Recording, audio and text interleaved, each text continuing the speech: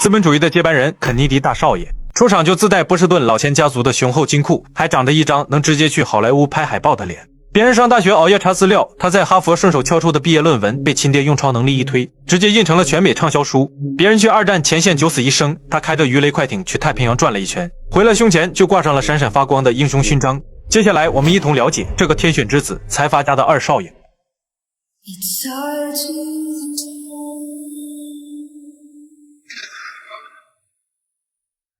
首先说说他爹老肯尼迪，华尔街巨鳄，好莱坞大鳄，后来的驻英大使。在这样的背景下，1917年，二儿子约翰肯尼迪降生了。按理说，顶配财阀家的少爷应该是金光闪闪的，但这位大少爷的出场设置明显出了大 bug。从记事起，他就是个行走的病历本，猩红热、百日咳、白喉、支气管炎、肠胃病，当时人类图鉴上能叫得上名字的病，他基本快集齐了。后来更是被确诊了要命的爱迪生氏病，免疫系统烂得像一张筛子。在那个连抗生素都不普及的年代，他能喘着气活到成年，全靠他亲爹用成吨的美金往死里砸。因为身体实在太拉胯，约翰在家族里的定位原本非常清晰。长兄乔是家族倾尽资源打造的政坛太子爷，肩负着未来拿下白宫的主线任务。而二儿子小肯尼迪充其量就是个备用零件，只要他别惹事，乖乖拿着信托基金做个花花公子，安安稳稳度过一生，就算对得起列祖列宗了。于是这位病号少爷一路混进了哈佛大学，一个常年请病假，成绩在及格线边缘疯狂试探的学渣。正常逻辑下能顺利毕业就得烧高香了，但在这里请收起你平民玩家的思维，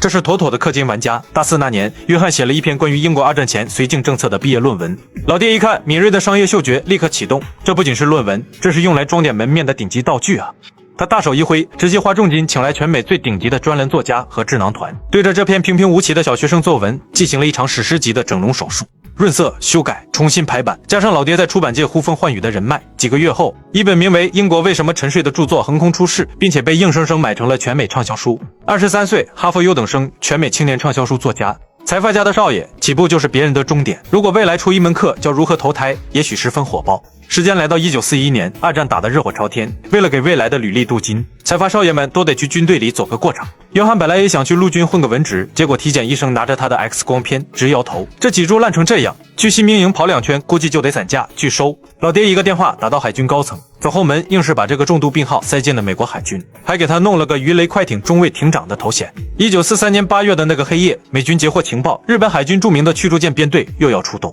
于是美军指挥部派出了15艘 PT 鱼雷艇，还有肯尼迪指挥的快艇，前往所罗门群岛的布莱克特海峡进行夜间拦截。按说这快艇主打一个机动灵活，结果好巧不巧，迎面撞上了日军的天雾号驱逐舰。这就好比你骑着共享单车，在盲区里被一辆重型泥头车直接碾了过去，木质的鱼雷艇当场断成2截，火光冲天。这要是搁在一般的富二代身上，估计当场就交代了。但在这个生死关头，这位边洋子少爷居然爆发出了相当惊人的求生欲。他不仅自己没淹死，还咬着一个重度烧伤战友的救生衣带子，硬是在海里游了几个小时，把人拖到了荒岛上。但接下来才是见证资本魔法的时刻。老爹的传媒帝国闻风而动，一场本该被追责的严重军事事故，在顶级公关团队的疯狂运作下，瞬间变成了一部好莱坞级别的超级英雄大片。老爹花重金打通了当时全美影响力巨大的读者文摘，把儿子咬着带子救人的细节无限放大，硬生生把约翰刷成了全美皆知的二战英雄，胸前还挂上了一枚闪亮的紫心勋章。拿着畅销书作家的文凭，带着二战英雄的勋章，约翰觉得自己的镀金任务圆满完成，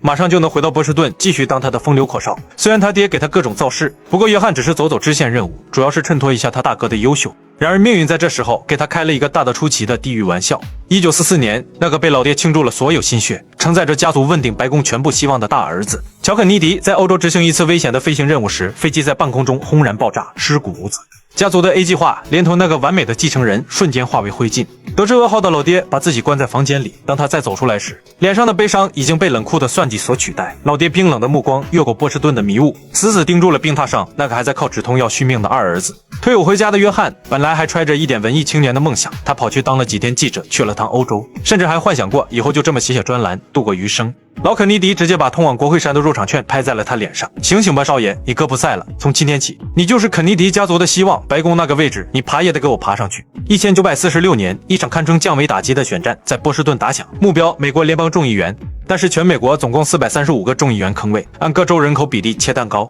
你要选就得在你所在州的某个特定选区里和对手拼个你死我活，赢者通吃，没有安慰奖。首先你要闯过2道鬼门关，第一道党内初选，如果你是在民主党，得先把自家人干掉，拿到本党的唯一提名。对当年的肯尼迪来说，1946年的波士顿第11选区是民主党的绝对铁票仓，这就意味着只要赢了党内初选，普选也就是走个过场，等于提前拿下王座。第二道就是两党决战，而众议员的任期只有短得可怜的2年，意味着你今天刚在华盛顿宣誓就职，明天早上醒来就得开始为明年的连任筹钱。为什么要筹钱？因为要竞选众议员，每一个毛孔都需要金钱来填补。你要报下报纸的头版，买断电台的黄金时段，在交通枢纽竖起巨型广告牌，没有钱，选民连你的名字都听不到。你还要养专业团队，顶级的竞选经理，负责写演讲稿的专业代笔人、民调分析师，这些智囊的薪水非常高昂。你还要有足竞选办公室，印发几十万份传单和竞选勋章，以及举办像肯尼迪下午茶这种拉拢人心的活动。1940年代的美国，明面上的规定禁止企业和银行直接向候选人捐款，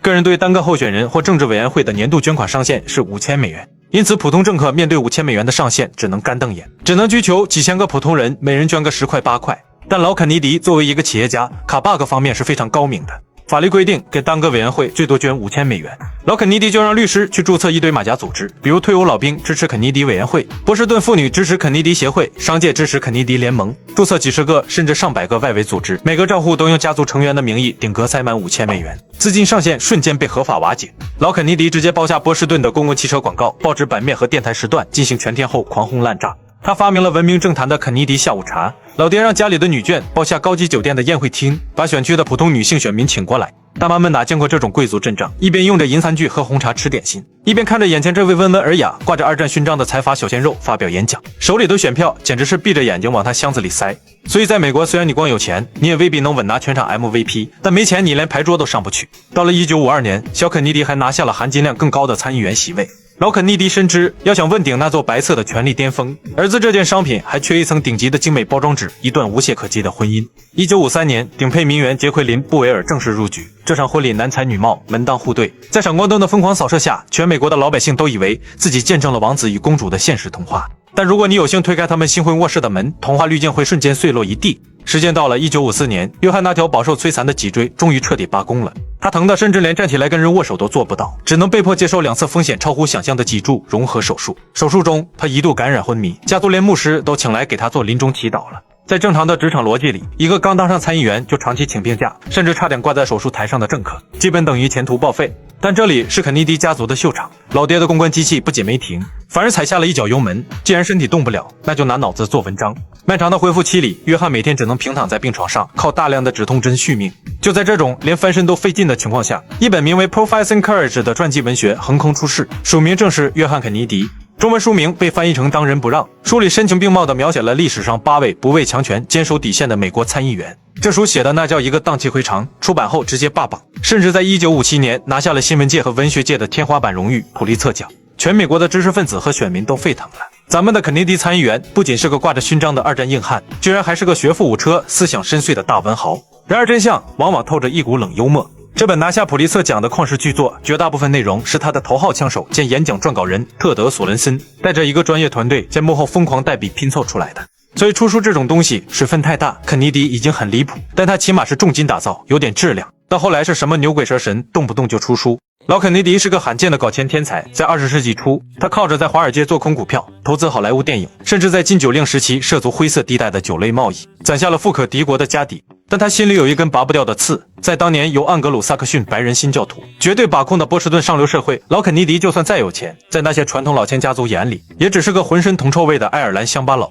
他在富人区买豪宅，别人不带他玩，他想挤进顶级俱乐部，人家直接给他闭门羹。为了摸到权力的天花板，他早年疯狂投资富兰克林·罗斯福，后来罗斯福看这货思想很有问题，果断将其边缘化。一夜之间，老肯尼迪自己的政治生命被彻底判了死刑。他明白这辈子自己是没指望站到台前了，自己当不成总统，那就当太上皇。老肯尼迪决定建立一个统治美国的肯尼迪王朝。他把这股偏执的野心全部打包砸向了下一代。在老肯尼迪冷酷的野心里，他的儿子们不是拥有独立人格的个体，而是他用来完成个人执念的耗材。老大报废了，老二顶上，后来老二被刺杀了，他又把老三推去选总统，老三被暗杀，他又逼着老四继续去抢白宫的钥匙。是他亲手将自己的儿子们推向了深渊。晚年的老肯尼迪中风瘫痪，丧失了语言能力，只能坐在轮椅上，眼睁睁看着电视里播报着自己儿子们接连被暗杀的新闻，连哭喊都发不出声音。正所谓因地不真，果招迂曲。如果一个人原本的动机就有问题，那么在这个基础上长出来的结果走向的终局很有可能会南辕北辙。就像老肯尼迪一开始就不是为了让这个国家变得更好，而是出于一个暴发户想要阶级跃迁的心理。总统本质上是国家这台庞大机器的系统管理员，如果他没有属于自己绝对忠诚的实体班底，如果一个没有根基的总统老老实实当个提线木偶或者利益集团的盖章机器，他是非常安全的。所以暗杀的触发条件不具备，但偏偏小肯尼迪还真的想搞点事情，那问题就很大了。老肯尼迪再有钱，在波士顿传统老钱眼里也只是个暴发户，但罗斯福家族不同，那是美国真正的天龙人，所以他们没有罗斯福的命，想做罗斯福的事，危险程度简直是7颗星。就算是艾森豪威尔，他虽然出身一般，但他是2战欧洲盟军最高统帅，5星上将。他入主白宫时，五角大楼里坐着的那些骄横的将军，当年全都是他的下属。所以肯尼迪家族的悲剧从一开始就已经注定。